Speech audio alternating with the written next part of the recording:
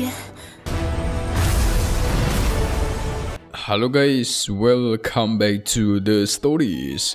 Kita seperti biasa akan melanjutkan Abang Xiaoyan di Sabtu malam ini, yang bakal seru banget. Gimana gak seru guys? Xiaoyan akan bertemu dengan musuh-musuh bebuyutannya di masa lalu, yang pasti kalian juga udah pada lupa nih siapa mereka. Tapi Xiaoyan akan menunjukkan kekuatan barunya yang didapatkan dari gulungan kuno. Ayo, kekuatan macam apa itu? Pasti pada kepo kan? So langsung saja kita masuk ke intro ya guys. Hehehe.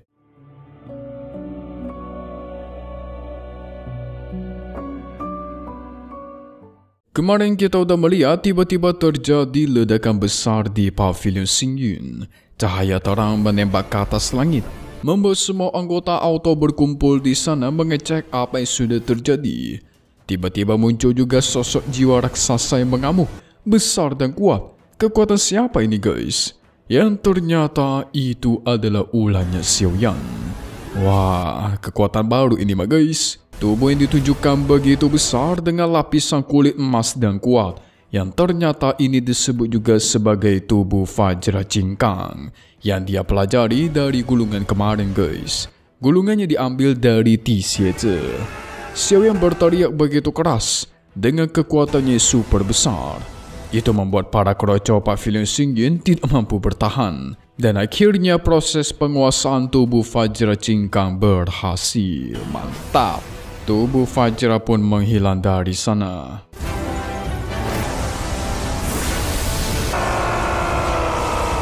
Walaupun Xiaoyan masih belum puas, karena tubuh Vajranya cuma mencapai 2 meter lebih. Puncaknya itu ada di 3-4 meter gitu guys. Yang berarti ini masih jauh dari kata cukup.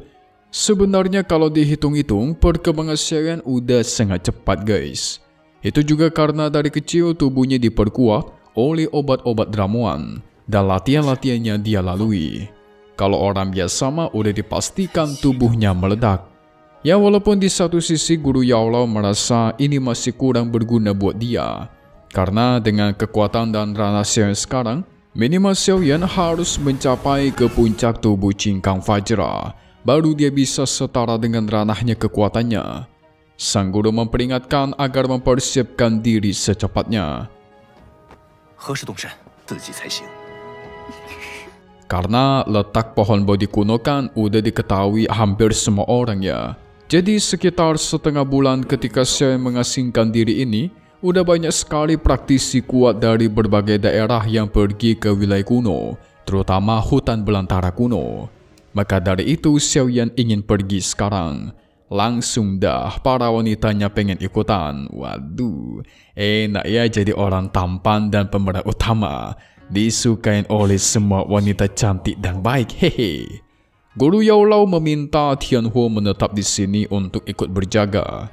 Jadi dia nggak bakal ikut Xiaoyan dalam ekspedisi kali ini.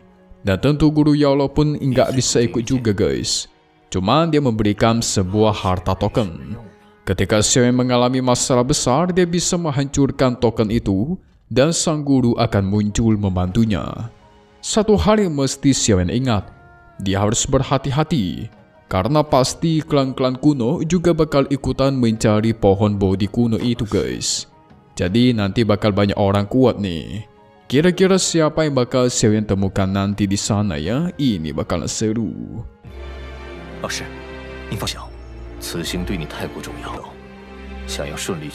Singkat cerita, kita melihat banyak sekali praktisi dari berbagai sekte yang berbondong-bondong pergi ke lokasi wilayah kuno.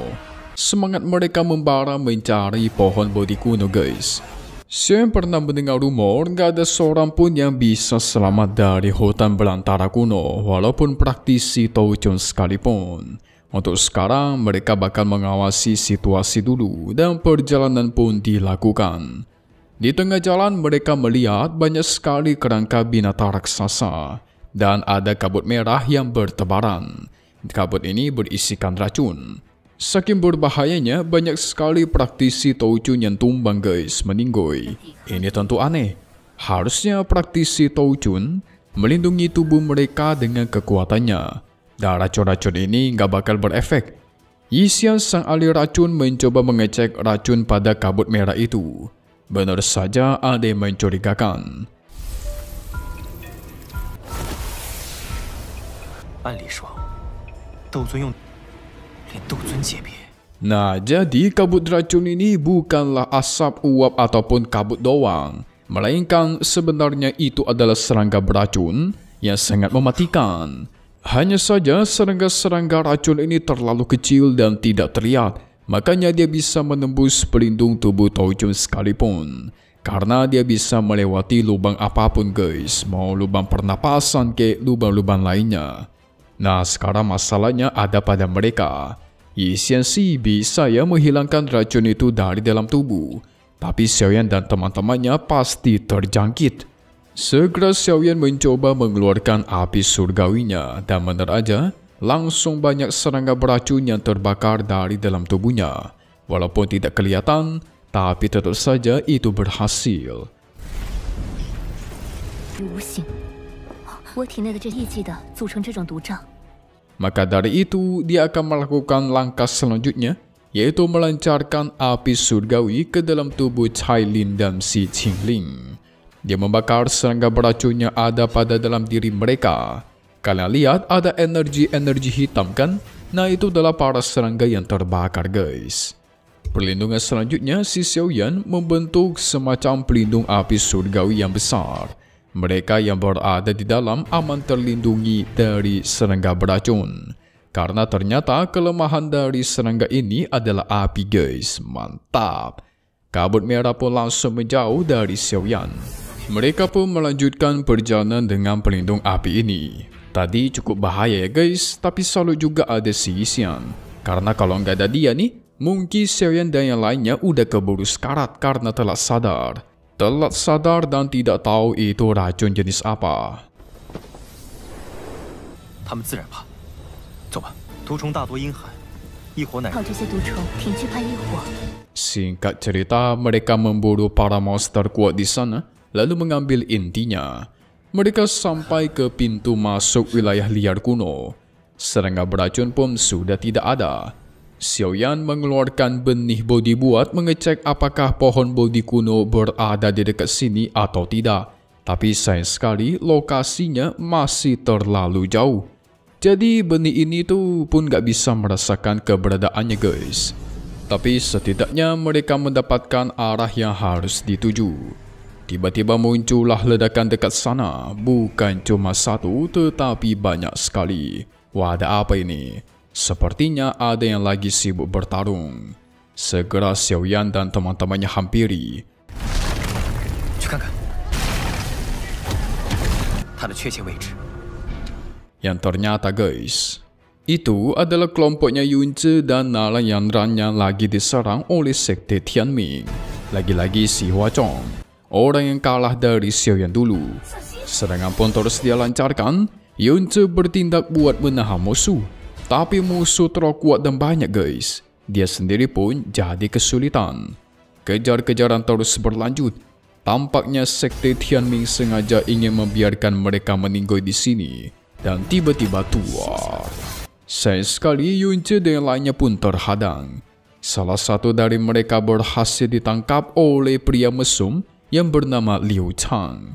Kekuatannya itu mencapai Toujun bintang 9. Wow, ini kuat banget ya guys, tapi kuat-kuat mesum. Mukanya itu mirip siapa nih? Sialnya Yunce dan kelompoknya terjebak dari segala arah. Liu Chang tidak sabar membuat mereka menjadi pelayan di kamarnya. Kacau, mesumnya bukan main nih. 宗主，你们跑不掉。 Ternyata sekte Tianming memang sedari awal udah sengaja bersembunyi. Mereka berniat melancarkan serangan diam-diam kepada kelompoknya Yunce. Jadi ceritanya guys, sebelumnya Yunce lagi sibuk bertarung melawan musuh dari kelompok lain. Tiba-tiba orang-orang sekte Tianming ini datang dan melancarkan serangan kejutan. Yunce terus berpikir gimana cara mereka melarikan diri dari sekte Tianming ini dan meminta bala bantuan. Tapi gak lama dari itu muncullah si Huazhong sialan. Huazhong membahas masa lalu ketika dia memberikan kesempatan kepada Yunze, tapi waktu itu Yunze tolak. Jadi sekarang terimalah akibatnya. Si Huazhong pun ketawa villain guys. Dia langsung memerintahkan semua pasukannya untuk menangkap para wanita dan bebas diapain aja, kecuali Yunze dan Nalan Yandran. Wah, dikepung oleh pria mesum. Yunze menyuruh Yandran untuk membawa semua murid kabur. Dia seorang diri bakal menahan mereka. Bahkan harus mati sekalipun, dia bakal menyeret para musuh ini untuk mati bersama. Klan Bunga tidak boleh dipermalukan. Yandran bukannya matuin perintah, dia malah bersama dengan murid lain itu menyerbu untuk bertarung. Semua dilakukan demi membela reputasi klan Bunga. Terjadilah pertarungan sengit di antara mereka.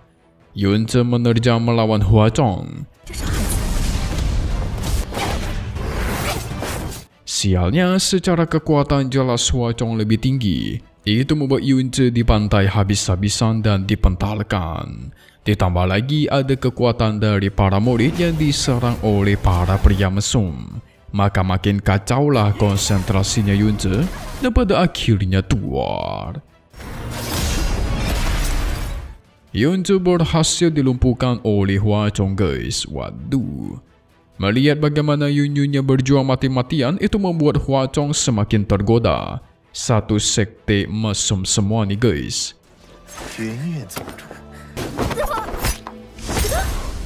Semua anggota klan Bunga juga berhasil tertangkap.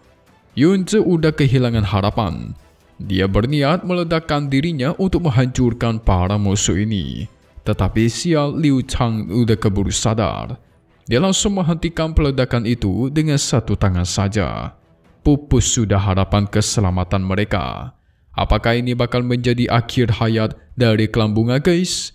Tiba-tiba muncullah cahaya terang dekat sana dengan kekuatannya menggelegar. Yes, benar, itu adalah tubuh Fajranya Xiaoyan. Waduh, keren banget nih. Ada kesempatan, Yunze menendang bulunya Huazhong sampai dia kesakitan setengah mati. Hahaha, hancur udah tuh biji guys. Ditambah lagi serangan tangan raksasa tubuh Fajranya dan tuar.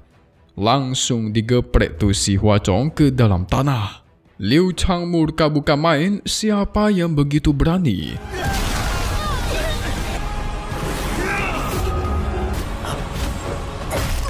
Cari masalah dengan urusan sekte Tianming kami.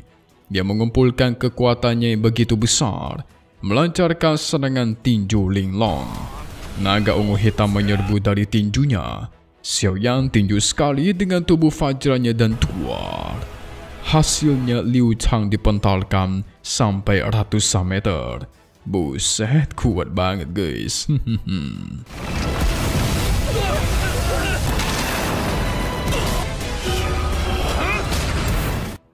Satu tinju aja itu cukup membuat Liu Chang malu. Wait, tapi belum selesai. Liu Chang segera memanggil semua anggotanya untuk menggabungkan kekuatan. Habisi orang aneh ini, kata dia. Tapi sayang, semua anggotanya itu malah kabur ketakutan akan kekuatannya Xiaoyan yang terlalu dahsyat, meninggalkan pemimpinnya Liu Chang seorang diri. Langsung tuh, Xiaoyan menggepreknya dengan kedua tangannya dan tuar. Apakah ini meninggal guys? Atau dia selamat? Yunze berterima kasih atas bantuannya. Tetapi dia kaget ketika melihat tiba-tiba ada Ratu Medusa. Ratu Medusa nggak mau melihat mukanya Yunze. Mungkin karena masa lalu ketika perang di sekte Yunlan kali ya guys. Kalau ada Ratu Medusa, itu berarti ada Xian juga dong, kata si Yun sambil tidak percaya memegang mulutnya. Ya iya dong, ada mantanmu nih di sini nih. Semua wanita Xiaoyan berkumpul di satu tempat ini. Yandran tuh mantan tunangan, Yunze ya bisa dibilang mantan dekat. Kurang si Sun Er doang nih. Atau jangan-jangan ada yang lain lagi guys, Mimin lupa, coba komen di bawah, oke? Oke, Mimin kasih kalian spoiler deh. Soalnya kelihatan kalian tuh pada kepo juga dengan yang selanjutnya, hehehe. Oke guys, Jadi untuk part 164 nanti di minggu depan kita semua bakal melihat Xiaoyan bakal melanjutkan perjalanan dengan para wanita. Tetapi mereka bakal dihadang oleh sosok ular naga hijau yang sangat besar. Bakal terjadi perang di sini. Semua wanitanya Xiaoyan mengeluarkan kekuatan terkuatnya untuk melumpuhkan sosok ular naga ini. Sampai akhirnya Xiaoyan memanggil tubuh Qin Kang untuk meninjunya dan hasilnya ular macam apa itu? Kuat banget tampaknya guys. Xiaoyan dan lainnya aja kesulitan. Seru. So, kita tunggu lagi di part 164 BTTH. Battle Through the Heavens, dan satu hal yang pasti, cuma di sini, oke? The Stories. Thank you buat kalian semua nonton dan selalu support channel Mimin. Semoga kalian semua sehat selalu ya. Memang pamit undur diri dulu. Kita bakal ketemu lagi di video-video selanjutnya. Oke kalau gitu, see you guys.